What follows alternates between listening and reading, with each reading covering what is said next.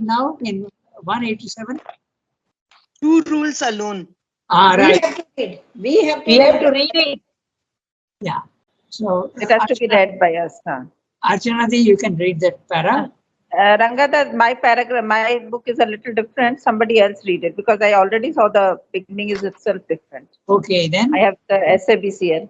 Okay. Sarika, Pallavi, somebody, one of you, please. Pallavi, Mine today. also is SMBCL. Two rules there are, that one, no? Yeah, that's right. Yeah. Okay, then I'm reading it. I'm reading it, Ranganath. We can find the difference also. I'll note it. Okay, go ahead. Two rules there are that will diminish the difficulty and obviate the danger. One must reject all that comes from the ego, from vital desire, from the mere mind and its presumptuous reasoning incompetence, all that ministers to these agents of the ignorance. One must learn to hear and follow the voice of the inmost soul, the direction of the Guru, the command of the Master, the working of the Divine Mother. Whoever clings to the desires and weaknesses of the flesh, the cravings and passions of the vital in its turbulent ignorance, the dictates of his personal mind, unsilenced and unillumined by a greater knowledge, cannot find the true inner law and is heaping obstacles in the way of the divine fulfillment. Whoever is able to detect and renounce those obscuring agencies and to discern and follow the true guide within and without will discover the spiritual law and reach the goal of the yoga. There are three lines, I'm reading it. A radical and total change of consciousness is not only the whole meaning, but in an increasing force and by progressive stages, the whole method of the integral yoga. Yeah. That brings us to the end of the chapter, and then we have standards of conduct. So, okay. So, two rules alone there are. Alone. You don't have alone in SABCL. Yeah.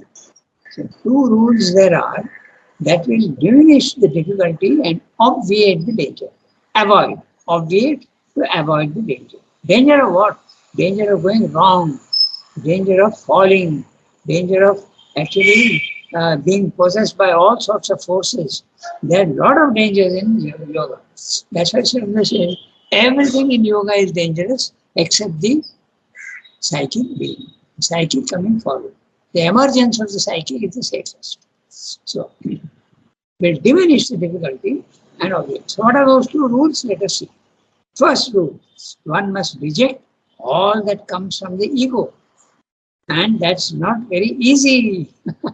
So, anyway, we have to try our best. One must reject all that comes from the ego, from vital desire. Okay? Now, normally, human beings, they indulge very much in the vital desires. Okay? If I have a desire for something, I try and satisfy it. And it's perfectly okay for normal life, those who are leading a normal life without doing yoga. That's fine. Because that's what they live for. But if you're doing yoga, you have to try and reduce your vital desires. First of all, discourage them. Finally, throw them away. Then, what do you else? Ego is there in the vital, but also in the mind. From the mere mind, simply use the word mere mind. That means the superficial mind. The normal mind of man, not the inner mind, which is there in the intraconscient. Okay? So, there is also higher mind, 11 mind. So, they are saying mere mind. Mere mind is superficial, surface mind. And it's presumptuous, reasoning incompetence. Now, look at that. Presumptuous. It already, before coming to to a decision after thinking, it already presumes that it knows. Okay? Presumptuous. You make presumptions already. You start with a decision that this must be the truth. This is the nature of the mind itself. Reasoning incompetence. Even the reasoning, when it is reasoning, it is incompetent. Very interesting what it's saying. Okay? You think you are being reasonable, but actually there are a lot of loopholes in the reasoning. So, incompetence. All that ministers, all that serves to these agents of the ignorance. So all these are agents of the ignorance. What are they? Ego, vital desire, and the mere mind with its reasoning incompetence. All these are agents of the ignorance. They prolong ignorance. One must learn to hear and follow the voice of the inmost soul. So this is second rule. First rule, get rid of the ego from vital and mind. Okay, that's number one. Secondly, second rule, one must learn to hear and follow the voice of the inmost soul. And if you can't contact the soul, the direction of the Guru. Later on, he will tell you within and without. So within is your psychic. Okay, you must learn to listen to your soul. But if you can't do that, direction of the Guru, a physical Guru who is there in the world. So that's it, without. Okay, so within is your soul and without is the Guru. And the command of the master. The command of the master. Master, when we use the word master, he means absolutely the highest level. Okay, the Ishvara or the Purushottama. That's what he means by the master. And or you may also select the working of the Divine Mother, because the Mother also is there. And all yogis don't follow Mother. They also want only the highest. So four things he has told you. Okay, how you can do this. Either you follow your soul, if it is awake, very good. If it is not, follow the directions of the Guru. And if you are capable, get the command of the Master from the highest level and or the Divine Mother. So in our yoga, in integral yoga, Swayambhu insists on the Divine Mother. Go through like the Tantrics. They also go through the Divine Shakti, the Mother, the feminine aspect of the Divine. Four methods he has given. Whoever clings to the desires and weaknesses of the flesh, the cravings and passions of the vital in its turbulent ignorance. Turbulent. The vital is constantly one that does not allow peace in you. Every time there is a desire, it actually captures you and forces you to satisfy itself. Turbulent ignorance. The dictates of his personal mind. Not the word dictate. It actually sets down the law for you, your mind, and says, this has to be done.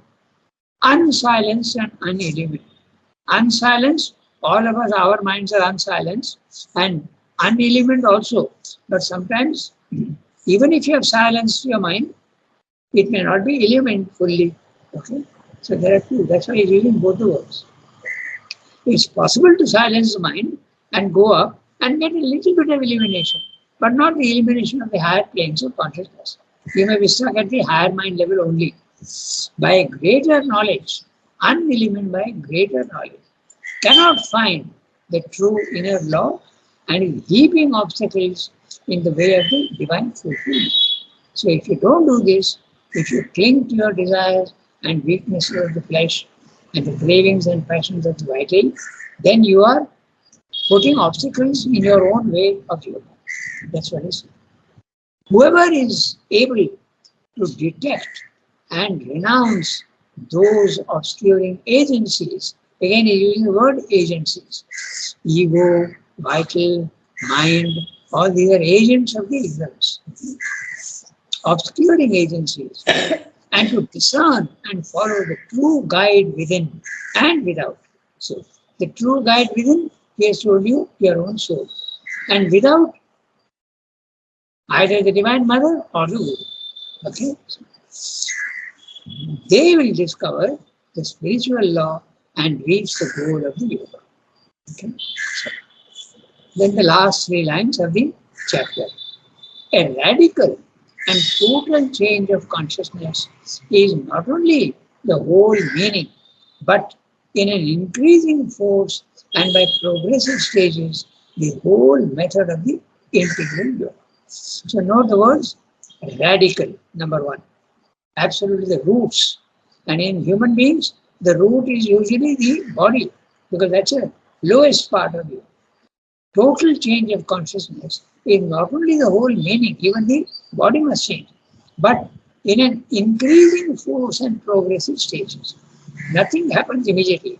It comes slowly. That's why one is stressing about the gradation. Everywhere there's a gradation, right from the lowest to the highest. Okay? So the whole method of the interior. The others are not interested in progressive stages. They go straight away. They go to the mind, the higher mind, with intense concentration, and their goal is achieved, but not in integral yoga. Slowly, slowly, you have to go right to the top. That's what it is. Okay? So, that completes the chapter, the ascent of the sacrifice.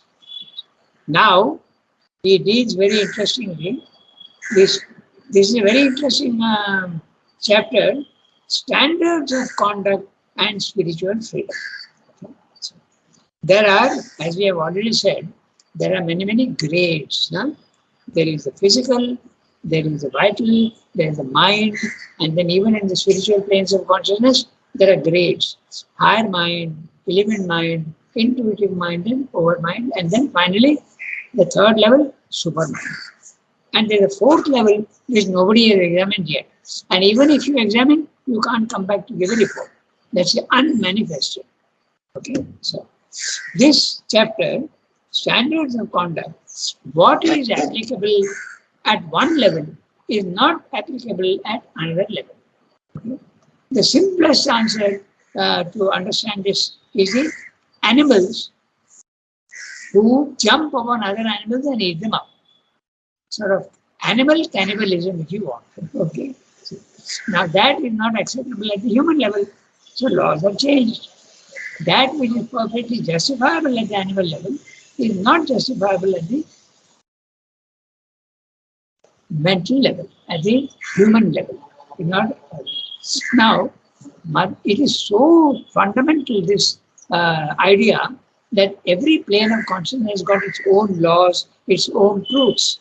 That's the true truth and perfect perfection. Remember the gradation that he has talked about. Okay, so that's why he has to say true truth and perfect perfection. At every level there is perfection at every level, but you can keep going higher and higher and higher.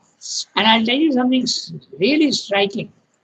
Mother said that when she went into the supramental level, the boat, experience of the boat, supramental boat, she found that even the spiritual planes of consciousness are different from the supramental plane.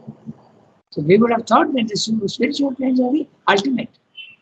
But she said even those are overpassed and you go only to the supramental level.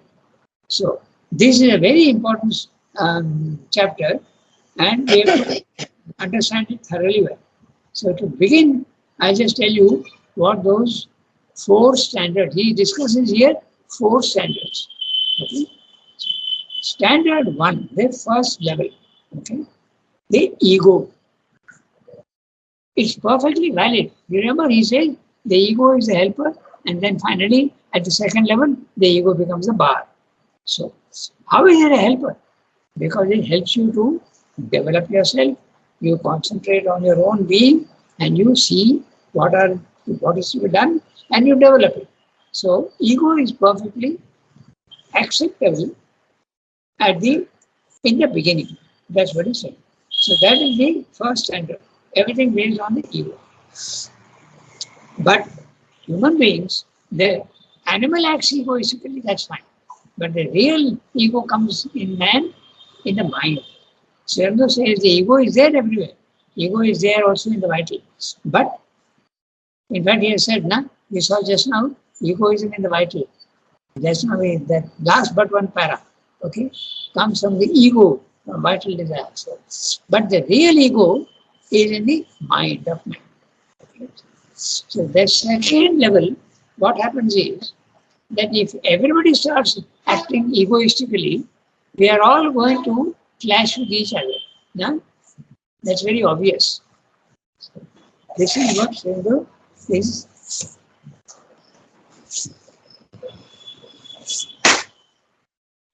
What should we say? That if ego is the only law, then there will be constant clash and disharmony. So what is the solution?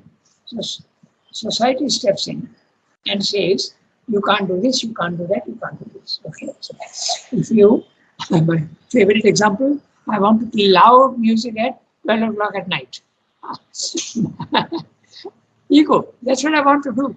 So naturally, the neighbors will be affected. So society steps in and says, lays down laws.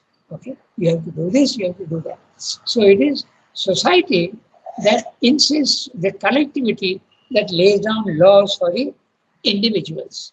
That's the second standard. Okay. Pay your income tax. Okay, then don't hurt anybody. Okay, don't steal. Then you can't. Then even such simple. There's nothing moral about the these social laws. Obey the traffic rules. Okay, when the light is red, you can't. These are all social rules which are imposed on you. Because if you don't follow the rules, there is going to be accidents in traffic. So this is the second one. Society steps in and makes laws. And that is what the parliament is doing all the time. Parliament is making laws for every country, and each country has separate laws. There is nothing fixed about them. Depending on the needs and the conditions of the country, the laws are made. They go on changing from place to place. This is the second standard. The third standard is a moral law. Okay. Note interestingly that in the social laws, the second law, there is nothing spiritual nor even moral. Obeying a traffic law is not moral, it's just an imposition on you. Okay? You have to pay your income tax. If you don't, then that's the others will suffer. And you also will suffer if you are not paying your income tax. So, the third law is the individual sees within himself, he has an idea that he should tell the truth always, he should not hurt others. So he imposes his own ideas on the collectivity. And the collectivity also thinks in the same way. So then moral law comes in. Morality. So this is the third law.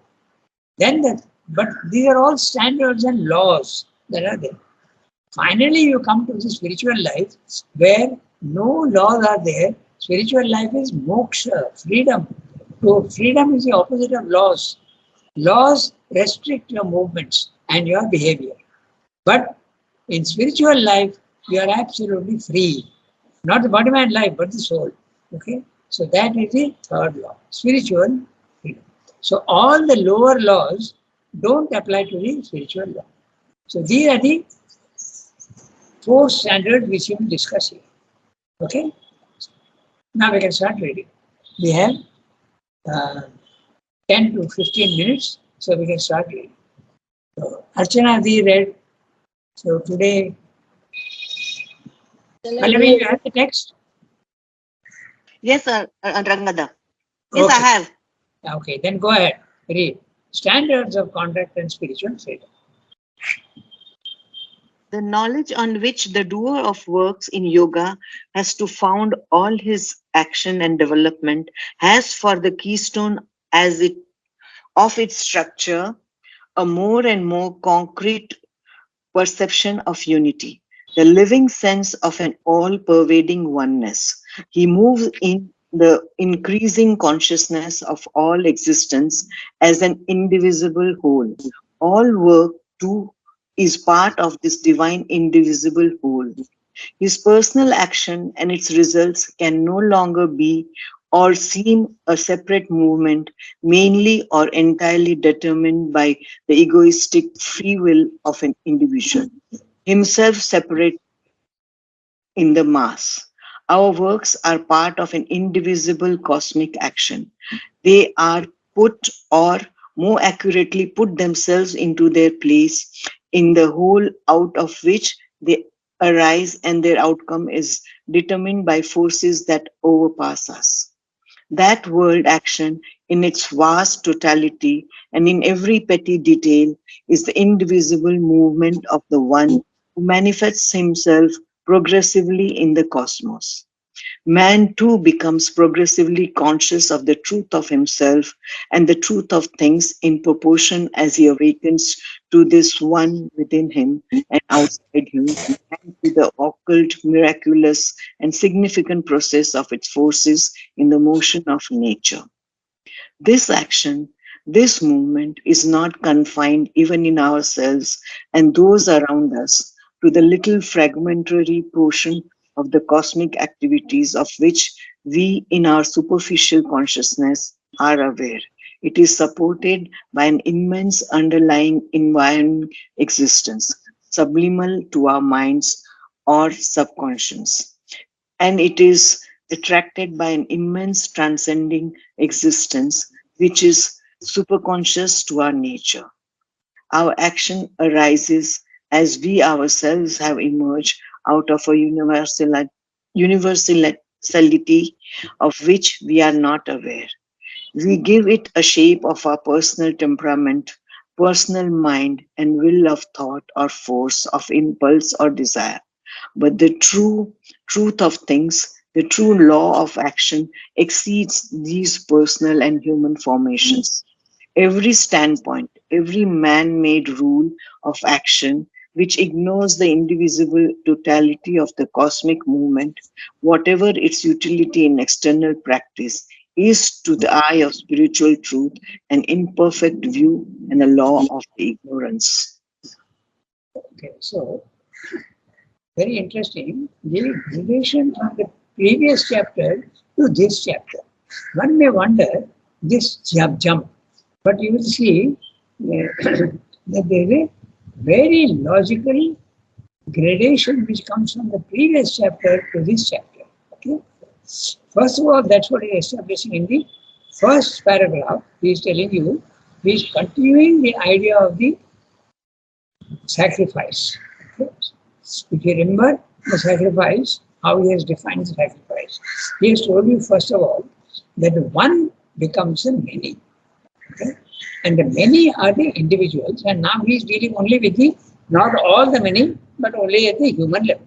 Because we are dealing human standards of sacrifice, standards of conduct. Standards of conduct as applicable to man. Okay? So he is telling you that they are all connected. When the one becomes the many, they are not unconnected. They are always connected. So naturally you have to take into account the others and you have to act in harmony with them. That is the whole problem of the, the human behavior. So how to do that. And the sacrifice, if you remember, he has told you that the ego does not allow this sacrifice to be done in the right way. It insists on separation, whereas the sacrifice insists on harmony with everybody else. You have to work in harmony with everybody else. There is also another place where he says very interestingly, I'm throwing out all these ideas, you have to coalesce them. Okay. So he says that normally man acts against the universe. Okay. I want to satisfy my desire, but the universe or the world may put obstacles in my path, but I am going to get it anyway. So I am working against the universe. So he says that man usually works against the universe, but he has to work not against the universe, but with the universe, in cooperation with the universe. That is the whole idea of sacrifice. Okay, the one and the many, the individual and the many have to work in tandem and in harmony.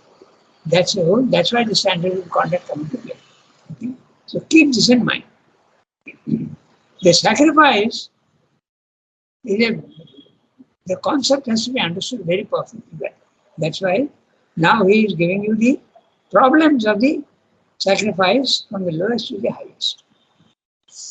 Now, he is going to repeat what he said in the earlier two chapters, ascent of sacrifice number 1, ascent of sacrifice number 2. So, then what we are going to read now, you will see a shade of that earlier. The knowledge on which the doer of works in yoga has to found all his action, to base all his action and development, has for the keystone of its structure a more and more concrete perception of unity. There you are, okay, unity, the living sense of an all-pervading oneness. This is the idea which he began with for the sacrifice. We are all connected, we have all to work together. We can't work against each other.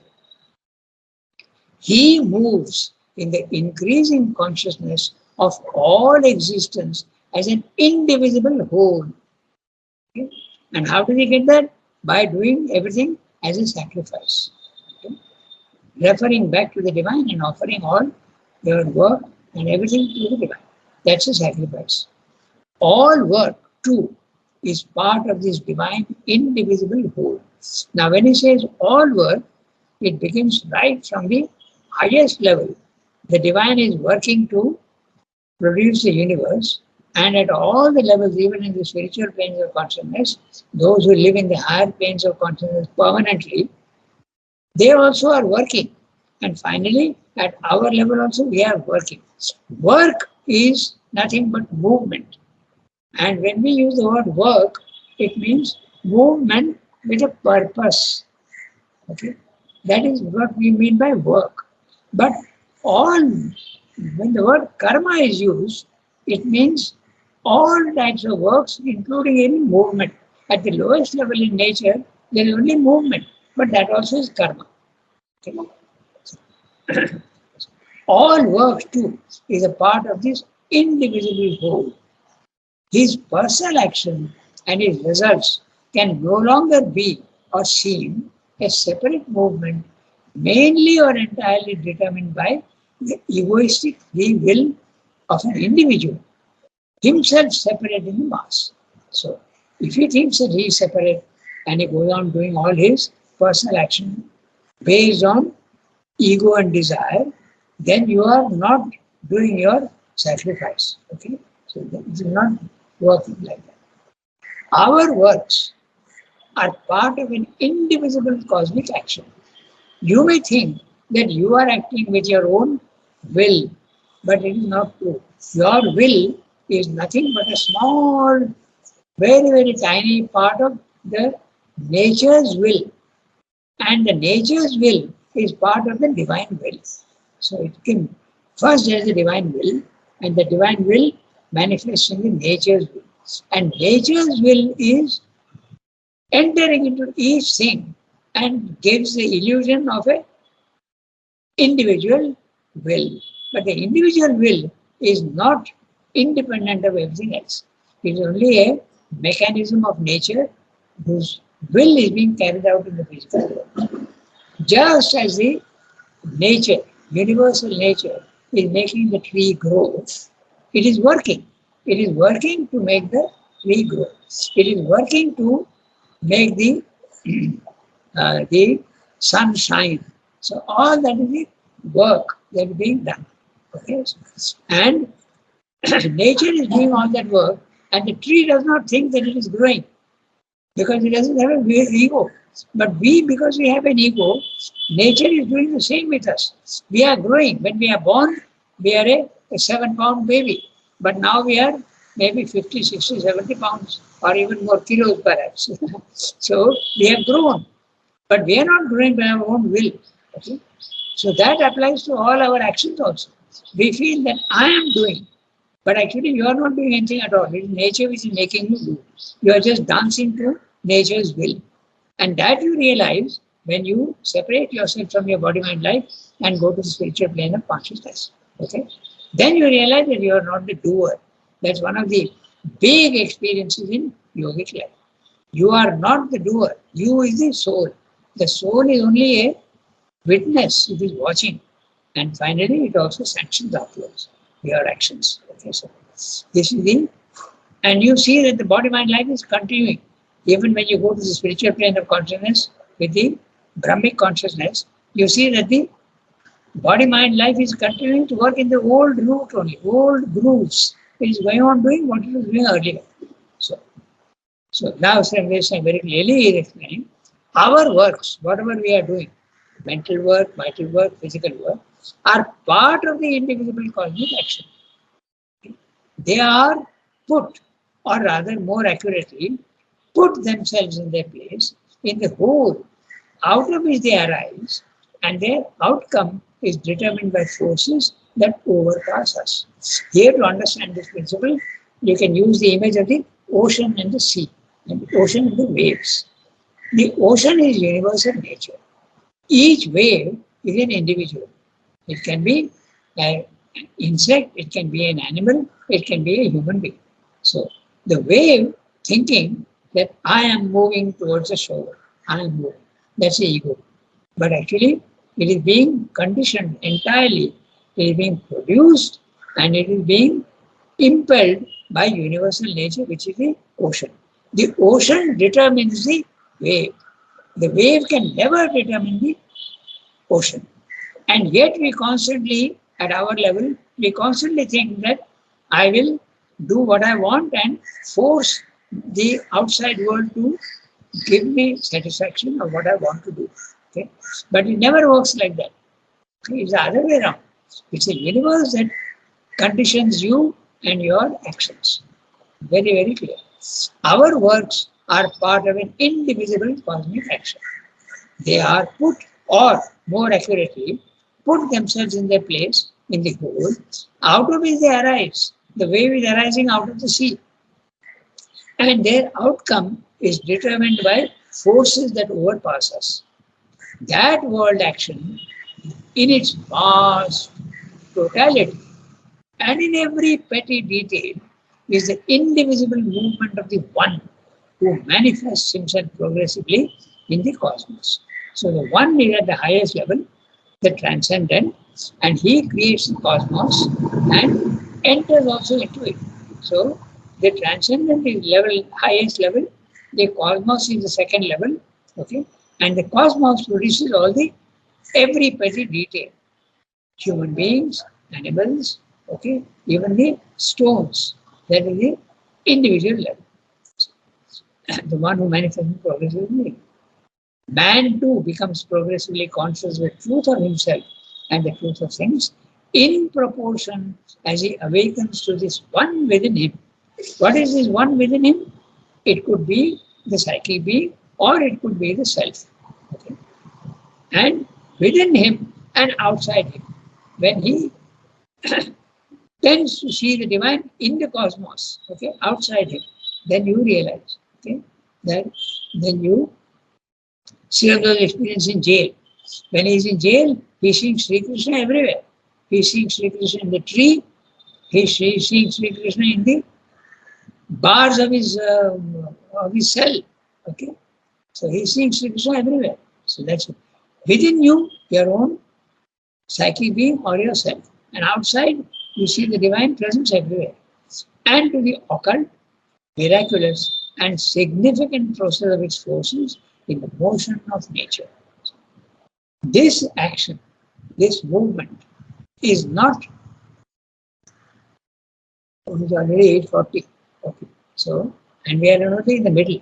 I think we'll have to stop here today. Okay. I laid a good stress on this because two reasons. First of all, he is basing his all these four standards on the fact that we are one with the universe. We are not separate. That's the first thing. Second thing is that it is connected with ascent. The two chapters ascent, so it's natural transition to this. Otherwise, you may feel it's a jump. Okay. Just like in the Gita, sometimes you may feel that there is no connection between one verse and another verse. But I can assure you that there is a great gradation from each verse. It's connected with the earlier one, and even the chapters. So we'll have to stop here today, and when we do it next time, we'll begin from the middle of the paragraph. This action, this movement. Okay, we'll do that. So it's already 8:42. We have crossed 8:40. All of you have got work also, and I have also got another class. Yes, your student must be waiting also. Thank you, Ranganath.